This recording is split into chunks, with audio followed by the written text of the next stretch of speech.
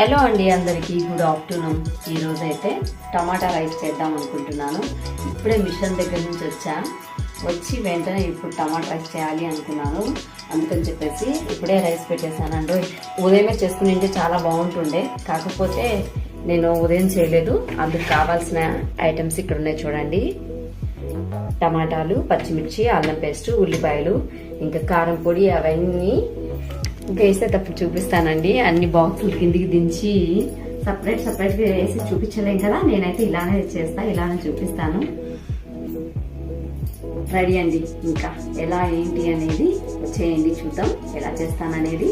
వచ్చేయండి. ఇంకా ప్రిపేర్ ఎక్కింది. మనం ఆయిల్ వేసేసుకుందాము. ఆయిల్ అయితే వేసేసానండి.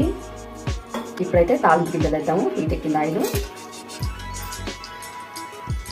కానీ ఒకటైతే నిజమండి, కొంచెం చల్లన్నం అయితే నైట్ రైస్ అట్లయితే ఇంకా బాగుంటుంది ఇంట్లోకి టమాటా రైస్కి.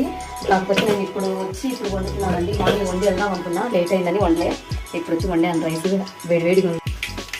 ఇదైతే వేగిపోయాయండి తాలింపు గింజలు. ఇప్పుడైతే మనము ఉల్లిపాయలు వేసేద్దాము.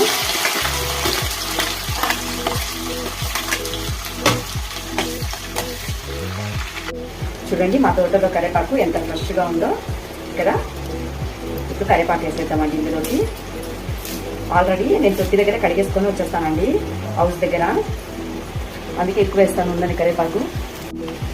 ఇక్కడ చూడండి, ఇంకా అల్లం పేస్ట్ వేద్దాము. కొంచెం వేగిపోయినాయి కదా ఆనియన్స్. చూడండి అల్లం పేస్ట్. మనకి ఇంట్లో చేసి అలవాటు అయిపోయి ఒక్కొక్కసారి సడన్ గా అరే ఏమిరా వీడు అటారుస్తాడు, ఏ పోరా. మా పిల్లలు ఇంతేనండి, సతాయిస్తా ఉంటారు. అల్లం పేస్ట్ కొంచెం బాగా ఉడకనిద్దామండి. టమాటా రైస్కి ముఖ్యంగా టమాటాలు ఎక్కువ ఉండాలి, రైస్ తక్కువ ఉండాలండి. టమాటాలు ఎక్కువ ఉంటేనే టేస్ట్ బాగుంటుంది. నాకు ఇంకో చిన్న డౌట్ వచ్చింది.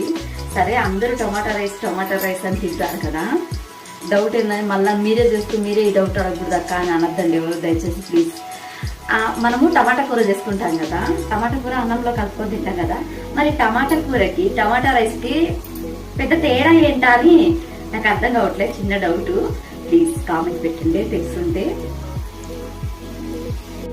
మసాలా వేగేటప్పుడు ఇవ్వండి ఒక 4 బిర్యానీ ఆకు అయితే వేసేస్తాను. కొంచెం మనం చెక్క లవంగం కూడా కొంచెం వేసేద్దాము. పొడి కొట్టుకోవడం ఎందుకని చెప్పేసి నేను ఇలా వేస్తున్నానండి. ఎందుకంటే చెక్క వేసేసాను కదా. ఇవ్వండి లవంగం కూడా వేస్తున్నాను. ఒక్క ఇలాచి కూడా వేస్తున్నానండి. 2 వేసానండి ఇలాచి కూడా, ఎందుకంటే వేగుతూ ఉంటే వీటి స్మెల్ చాలా బాగుంటుంది కదా, అందుకని చెప్పేసి. ఇవైతే వేగిపోయాయండి. మనం టమాటాలు వేసేసుకున్నాము.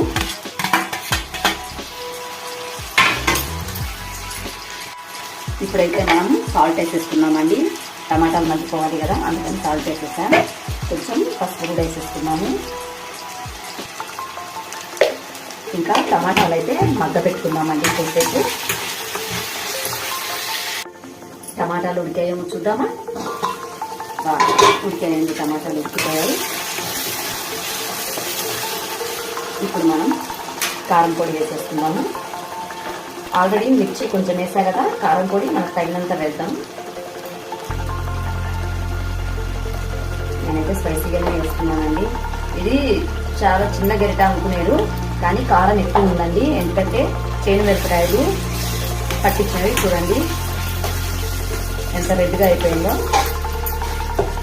చాలా ఘాటు ఉంటుందండి. మీరు కారం తక్కువ తింటారా అని అడిగింది. అక్క మేము కొంచెం తక్కువ తింటాం, బట్ కాకపోతే నాన్ వెజ్లోకే ఎక్కువ తింటాము. ధనియాల పొడి వేస్తున్నానండి. ఇప్పుడు వచ్చేసి కొంచెం జీలకర్ర పొడి కూడా వేసాను. కొంచెం గరం మసాలా కూడా వేస్తున్నామండి. చూడండి గరం మసాలా. ఇంకా ఒక్క చూద్దామండి వేగిపోయిందేమో. ఉడికిపోయిందండి. ఇప్పుడు మనం రైస్ వేసేస్తున్నాము. అదిగోండి క్వాంటిటీగా ఏం చేయట్లేదండి నేను, అందాక